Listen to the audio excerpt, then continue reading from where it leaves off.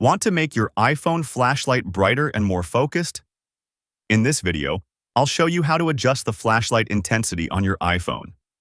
First, swipe down from the top right corner of your iPhone screen to open the control center. Here, you'll see the flashlight icon. If you don't see it, don't worry.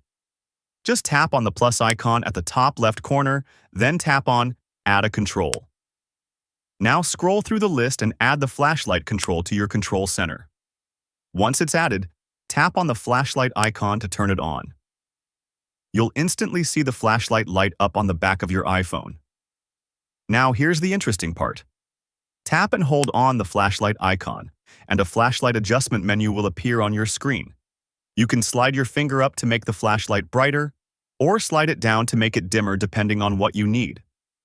This feature is really useful when you want to focus the light on a specific object, or brighten up a bigger space around you. So that's how you can make your iPhone flashlight brighter and adjust the beam width easily. I hope this video helped you out. Don't forget to like the video and subscribe to the channel for more helpful iPhone tips and tutorials. Thanks for watching, and I'll see you in the next video.